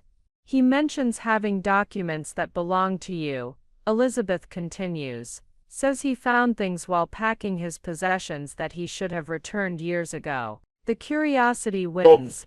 3 years have transformed me so completely that facing Richard feels like meeting a character from someone else's story. I agree to a brief meeting at a neutral location, a downtown cafe far from the glamorous world of fashion shows and international business deals that now define my daily reality. He arrives 15 minutes early, and I watch through the cafe window as he sits alone at a corner table, looking older and significantly diminished. The confident posture is gone, replaced by the hunched shoulders of someone carrying the weight of consequences. His expensive suits have been replaced by off-the-rack clothing that doesn't quite fit, and his once perfect grooming shows signs of financial strain. When I enter, he stands quickly, his face showing genuine relief that I've honored the appointment. "Claude, thank you for agreeing to see me," he says, his voice carrying none of the commanding tone I remember. "You look incredible, successful, everything I should have recognized you were capable of achieving." I take the seat across from him, noting how our roles have completely reversed. Where he once held all the power in our interactions, I now carry the confidence of someone who has built something authentic and lasting. You mentioned having documents that belong to me, I say, keeping the conversation focused and professional. He reaches into a worn briefcase and pulls out a manila envelope. When I was packing to leave the house, it's being foreclosed next month, I found these in my old office safe. Your grandmother's original sewing patterns, some sketches you made during our marriage. He pauses, his hands trembling slightly. Letters you wrote but never sent. I had no right to keep them. The envelope contains treasures I'd forgotten existed. My grandmother's hand-drawn patterns for the dresses she made in the 1940s, complete with her detailed construction notes written in fading ink. Sketches I'd hidden away during our marriage, afraid to leave them where Richard might find and criticize them. And indeed, letters I'd written during my darkest moments, pouring out dreams and frustrations I'd been too controlled to voice aloud. I read some of them, he admits, his voice barely above a whisper. The letters. I had no right. But, Claude, the dreams you wrote about, the designs you imagined, the business plans you outlined, they were extraordinary.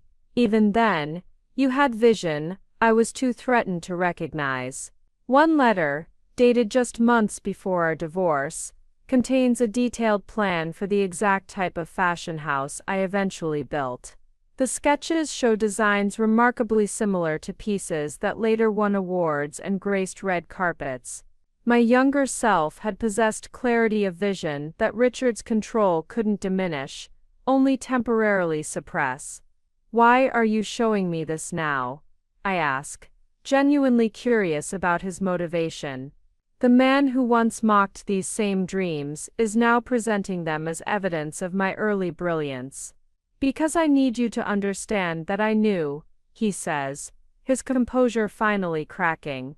Some part of me always knew you were capable of greatness. That's what made me so desperate to control you. I was terrified that if you ever realized your potential, you'd leave me behind. He wipes his eyes with the back of his hand, a gesture I've never seen from him. And you did. You should have. His confession carries the weight of 3 years' worth of watching my success from the sidelines while his own world crumbled. I've lost everything, Claude. The business, the house, most of my friends. But watching you succeed, even from a distance, has been the only bright spot in this nightmare. You became everything I tried to prevent you from becoming, and the world is better for it. I study his face, searching for manipulation or hidden agenda, but finding only genuine remorse and admiration. The man who once controlled every aspect of my life is now asking for nothing more than acknowledgement that he finally understands what he destroyed. Thank you for returning these, I say, holding the envelope that contains pieces of my creative history. They belong to a chapter of my life that's long closed, but I'm glad to have them back. He nods, understanding that our conversation has reached its natural conclusion. As I prepare to leave the cafe, Richard's voice stops me with a tone I've never heard before, raw desperation wrapped in careful humility. Claude, wait, please. There's something else I need to say. Something I've been rehearsing for months but can never find the right words for. I pause, my hand on the door handle, curious about what could require months of preparation from a man who once spoke to me with such casual dismissal. He gestures to the empty chair, and something in his expression, vulnerability, mixed with profound regret, convinces me to sit back down. I've been following your career, he begins, his voice steadier now, but still carrying that unfamiliar weight of humility. Not stalking, nothing inappropriate, just reading the articles, watching the interviews. I saw the CNN feature, the Vogue cover, the Phoenix program launch. Every success felt like another piece of evidence of how wrong I was about everything. He pulls out his phone, showing me a saved article from last month's Harper's Bazaar. this interview, where you talked about overcoming systematic dismissal of your dreams. I must have read it 50 times. Every word was a reminder of how I tried to make you smaller instead of celebrating what you were capable of becoming. His confession continues in a rush, as if he's afraid I'll leave before he can say everything he's rehearsed. I know I have no right to ask this, no reason to expect you to even consider it, but I've been hoping, wondering if there might be any possibility of us finding our way back to each other. The request hangs between us like fabric suspended in midair, surreal and completely unexpected. The man who laughed at my courthouse dreams is asking the internationally recognized fashion designer he tried to suppress to consider rebuilding a relationship he systematically destroyed. I know how that sounds, he continues quickly, reading the shock on my face. I know what I put you through, how I controlled and diminished you. But losing everything has taught me what really matters. You were the most remarkable person in my life, and I was too insecure to appreciate what I had. I study his face, searching for any trace of the manipulative tactics I remember so well. Instead, I see something that looks like genuine transformation, the kind that only comes from losing everything you thought defined your worth.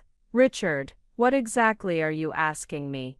I'm asking if you could ever forgive me enough to give us another chance, he says, his voice barely steady.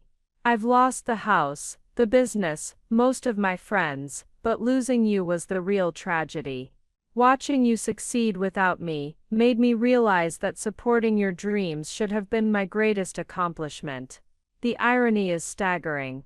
The woman he tried to keep dependent on him has become completely independent, while the man who controlled every aspect of our financial life has lost control of his own circumstances entirely.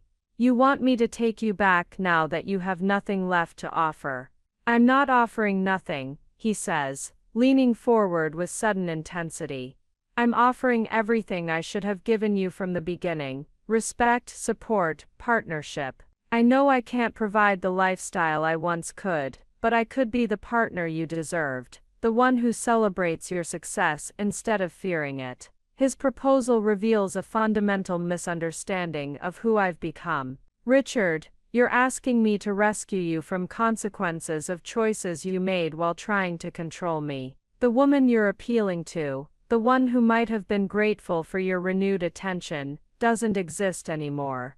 I know you've changed, he insists. I've watched you become this incredible force in the fashion world, but maybe I've changed too.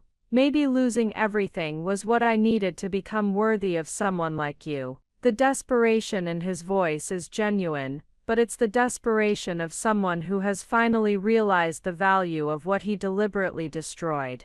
You want forgiveness and reconciliation now that I've proven my worth despite your efforts to prevent it. I want the chance to be the partner I should have been, he says, to support your dreams instead of crushing them, to celebrate your success instead of resenting it. I know I don't deserve it, but I'm asking anyway, because the alternative is spending the rest of my life knowing I lost the most extraordinary woman I'll ever meet. His words carry the weight of genuine remorse, but they also reveal the persistent self-centeredness that defined our marriage. Even in his plea for reconciliation, Richard frames my potential forgiveness as something that would benefit him rather than us. He still sees my success as validation for his renewed interest rather than evidence of what I was always capable of achieving. I appreciate your honesty, I tell him, meaning it genuinely. But the woman you're asking to take you back isn't someone who needs rescuing or partnership validation. I've built a life that's complete without you, successful beyond anything we imagined together. His face crumbles as he realizes that his carefully rehearsed appeal has failed to move me. The transformation he hoped would win me back has come too late, after I'd already transformed myself into someone who no longer needs his approval or partnership to thrive. The silence stretches between us as Richard processes my words, his face cycling through emotions I've never seen him display: disappointment, acceptance, and something that might be genuine respect. For the first time in our entire history together, he seems to be truly listening to what I'm saying rather than formulating his next argument. "You've really moved on completely, haven't you?" he asks, his voice carrying wonder rather than resentment. "Not just professionally, but you don't need anything from me anymore. Not forgiveness, not closure, not even acknowledgement of what I put you through." His observation is more accurate than he realizes. The woman sitting across from him bears little resemblance to the controlled wife who once craved his approval. "I moved on the day I walked out of that courthouse," I tell him. "Everything since then has been about building something authentic, not proving anything to you or anyone else who doubted me. I keep imagining what our life could have been if I'd supported you from the beginning," he continues, his voice taking on a wistful quality. "If I'd celebrated your talent instead of fearing it, if I'd encouraged your dreams instead of controlling them. We could have built something extraordinary together." The hypothetical scenarios he's constructing feel like fantasy fiction. "Richard, you didn't accidentally control me or coincidentally dismiss my dreams. Those were deliberate choices that reflected who you were then.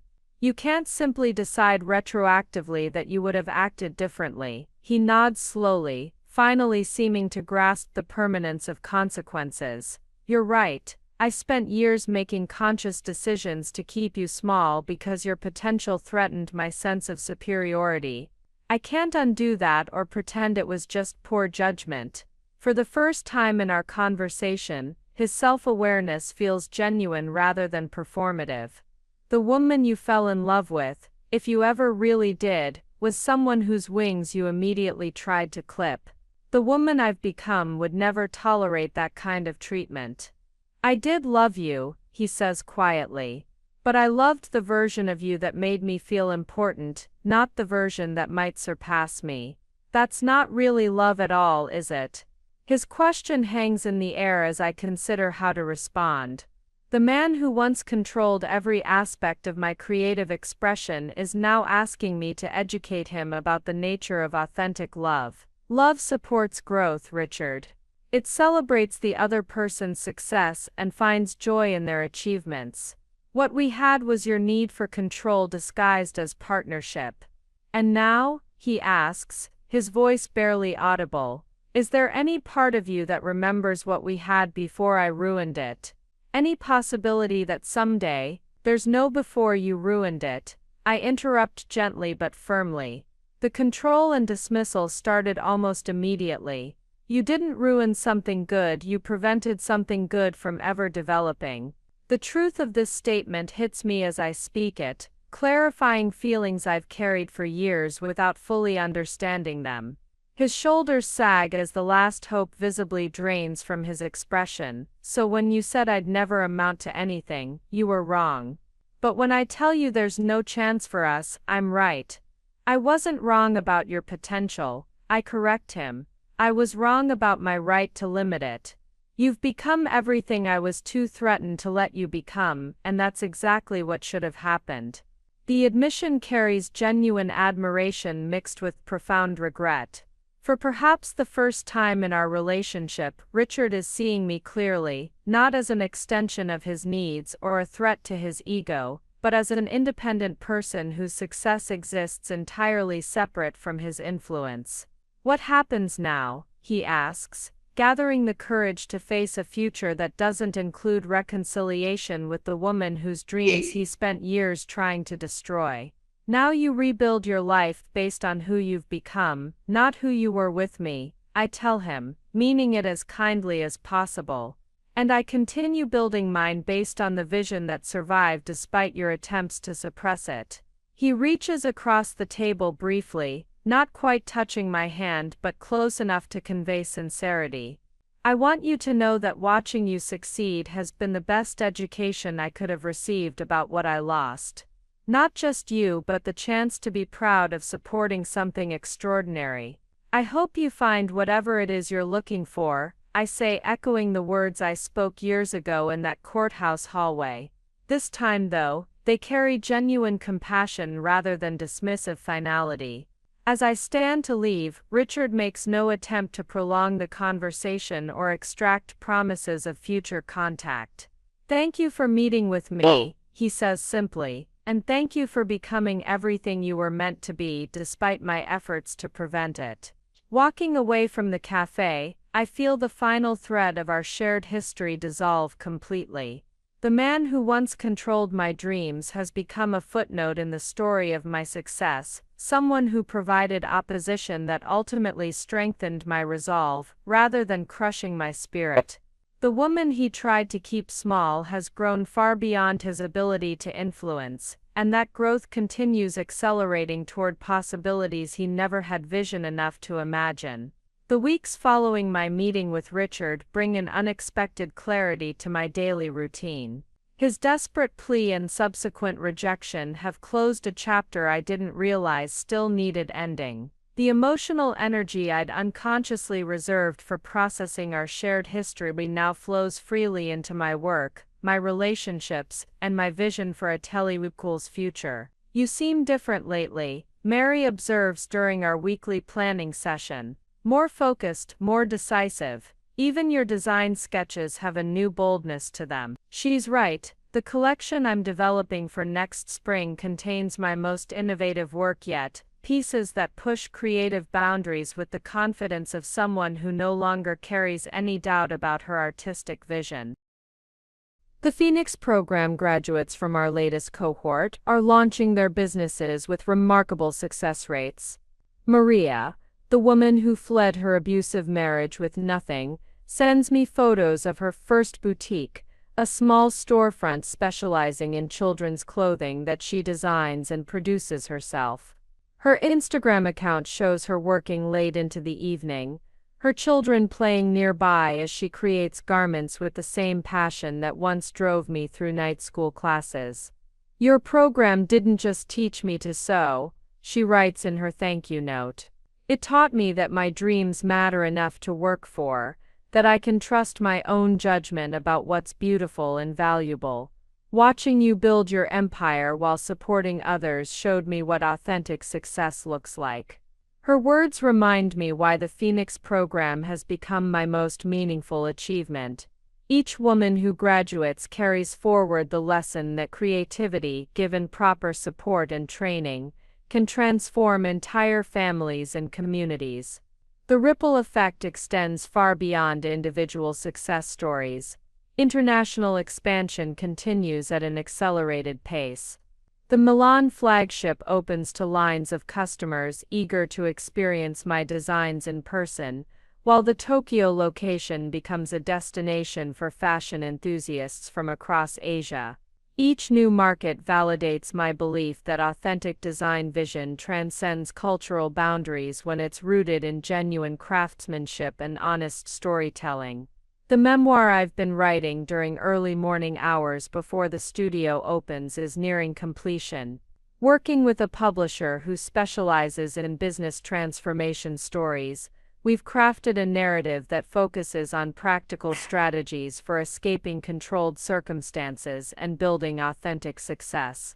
The advance orders suggest it will reach far beyond the fashion industry, touching anyone who has been told their dreams are unrealistic or unworthy. Your story resonates because it's specific enough to be credible but universal enough to inspire action, my editor explains during our final review session. Readers see themselves in your journey, regardless of their particular circumstances or creative aspirations. The book launch is scheduled to coincide with Fashion Week, creating a media moment that will amplify both my personal story and the broader message about supporting women's entrepreneurial dreams. Pre-interview conversations with major media outlets reveal genuine interest in the psychological aspects of my transformation, not just the business success that followed. One evening, while working late in my design studio, I receive a call that brings my journey full circle in an unexpected way.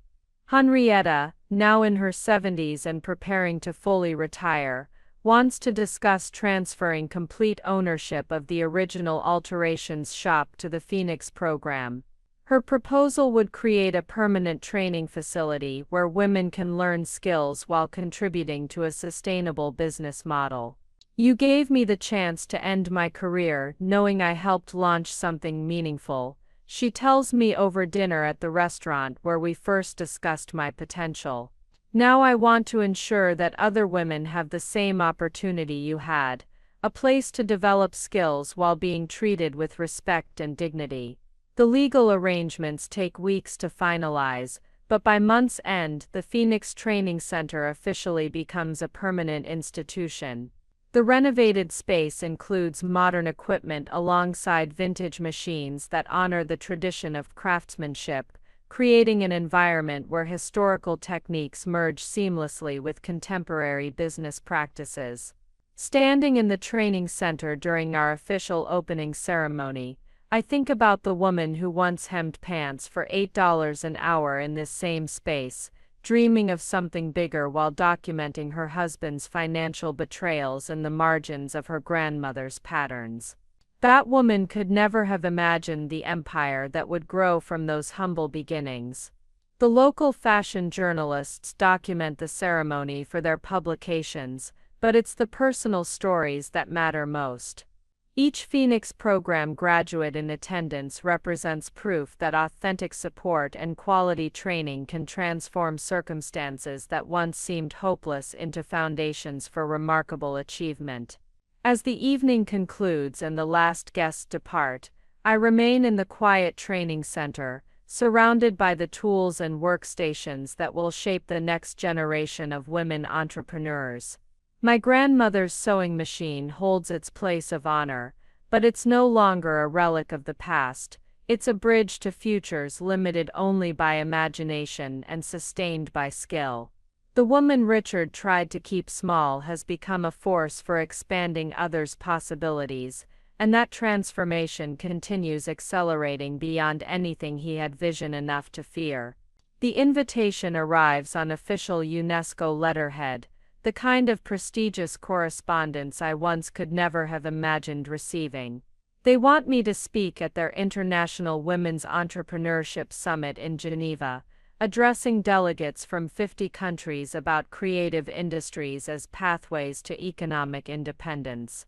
The theme focuses specifically on helping women escape controlling circumstances through skill development and business creation. This isn't just about fashion anymore, Mary observes as we review the speaking engagement details.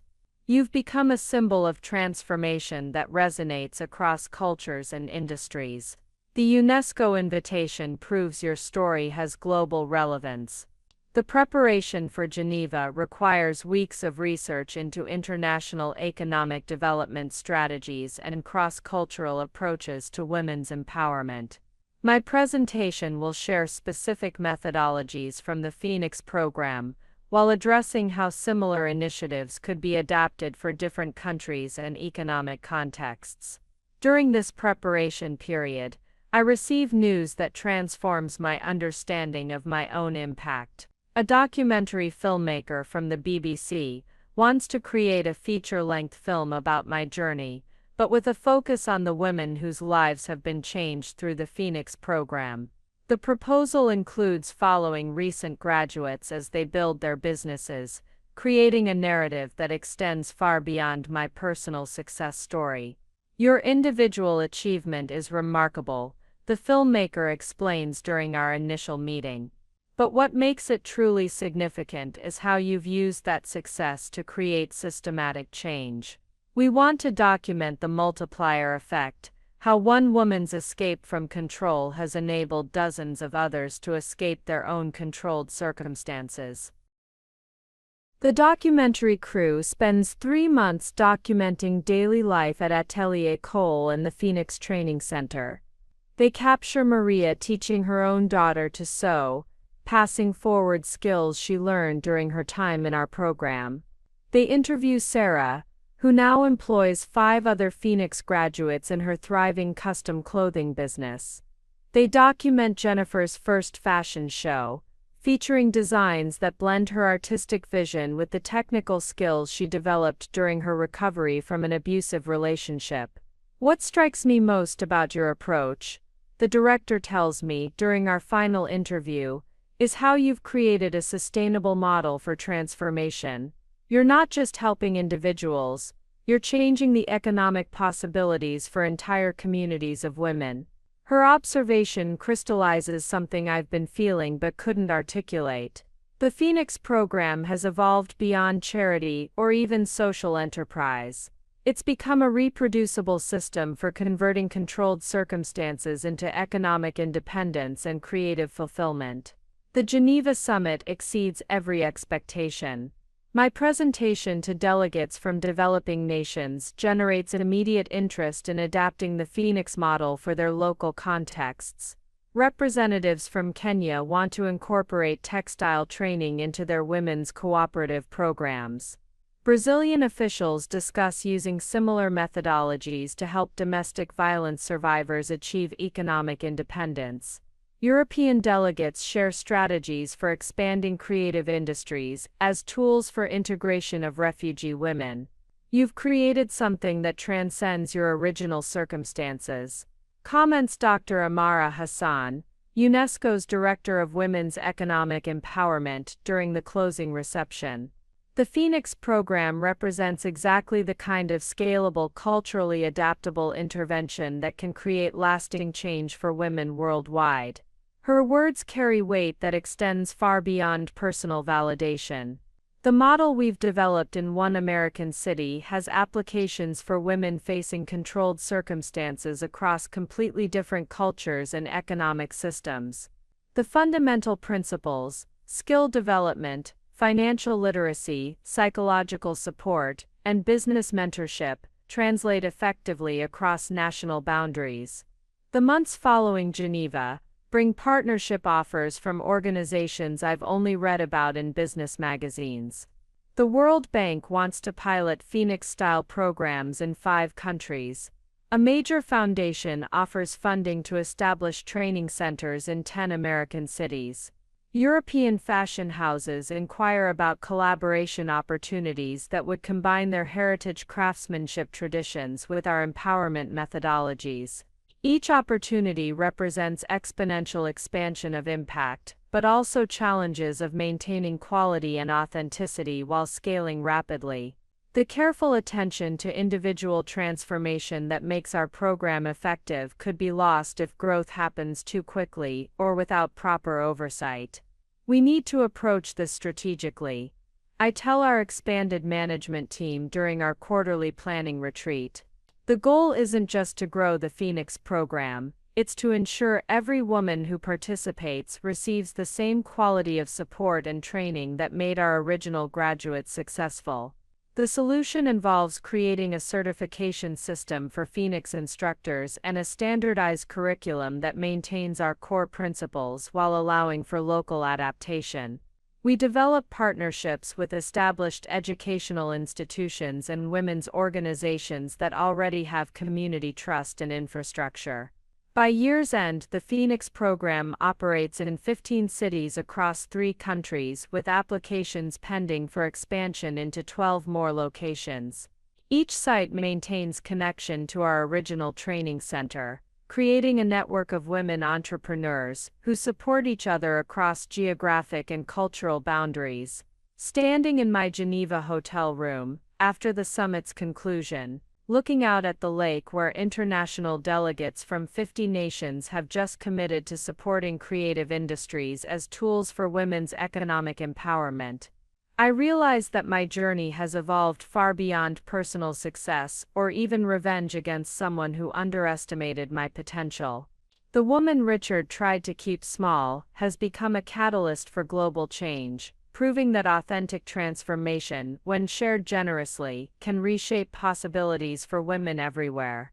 5 years after that courthouse encounter where Richard predicted my failure, I stand in the boardroom of the newly established Cole Foundation, reviewing grant applications from women entrepreneurs across 4 continents.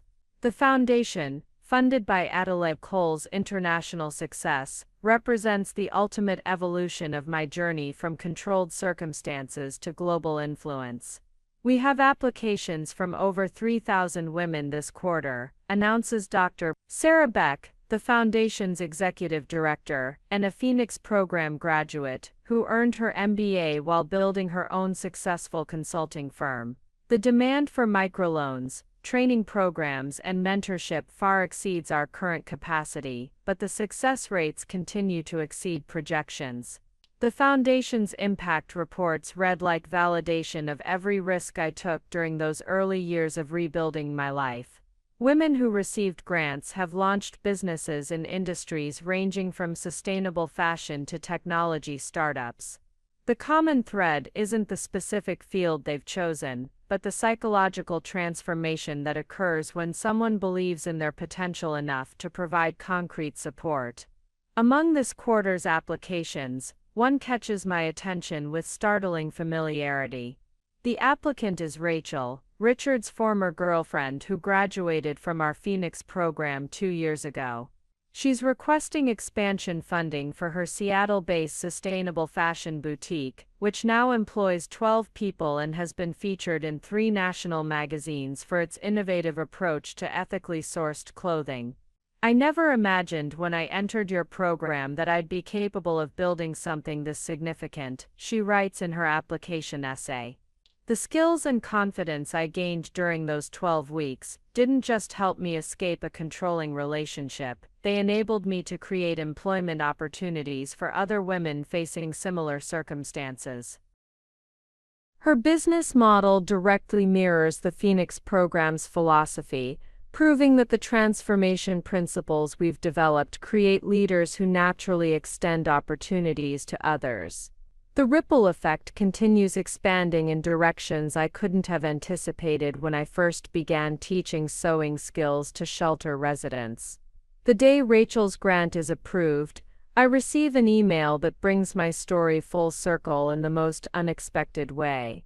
It's from a journalist working on a feature about Richard's current circumstances, 5 years after his financial collapse. The reporter has discovered that he's been volunteering at a local community center, teaching basic financial literacy to people recovering from bankruptcy and debt problems. He specifically requested that his volunteer work not be publicized, the journalist writes. But several program participants mentioned his name when we interviewed them about effective financial recovery resources. He seems to have developed genuine expertise in helping people rebuild after losing everything. The information arrives without triggering any emotional response, no satisfaction, no vindication, no lingering resentment. Richard has become as irrelevant to my emotional landscape as any stranger who once crossed my path briefly. His current activities, whether motivated by genuine transformation or mere survival strategy, have no bearing on the empire I've built, or the women whose lives continue changing through programs I've established. That same week, the documentary about the Phoenix program premieres at the Sundance Film Festival, earning standing ovations and immediate distribution deals with major streaming platforms. The film follows 5 Phoenix graduates over 2 years, documenting their business launches, personal growth, and the ways they've begun supporting other women in their communities. The most powerful aspect of this story, writes the New York Times critic in her review, isn't the individual success narratives, but the evidence of systematic change. Cole has created a reproducible model for transformation that extends far beyond her personal journey of overcoming adversity. The film's success generates international speaking requests that would have seemed impossible during my years of controlled circumstances. Universities invite me to address business schools about entrepreneurship and resilience. International conferences request presentations about scalable social enterprise models. Government agencies seek consultation on women's economic empowerment strategies.